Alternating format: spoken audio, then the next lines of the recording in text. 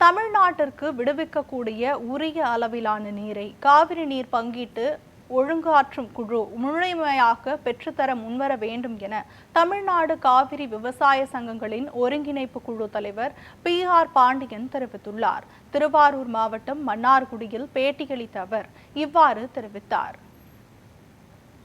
Kaveri delta மாவட்டங்கள் உட்பட தமிழ்நாட்டில் வெயிலின் தாக்கம் தீவிரமடைந்து வருகிறது. நிலத்தடி நீர் பறிபோயிருக்கிறது. குடிநீர் பற்றாக்குறை ஏற்படும் பேராபத்து ஏற்பட்டிருக்கிறது. இந்த நிலையில் காவிரி மேலாண்மை ஆணையத்தின் 50வது கூட்டம் வருகிற 29ஆம் தேதி டெல்லியில் நடைபெற இருக்கிறது. இந்த கூட்டத்தில் காவிரி மேலாண்மை ஆணையம் மாதம் ஒரு முறை கர்நாடகாவிற்கு உத்தரவு போடுவதோடு தனது கடமை முடிந்துவிட்டதாக நினைப்பதை ஏற்க முடியாது.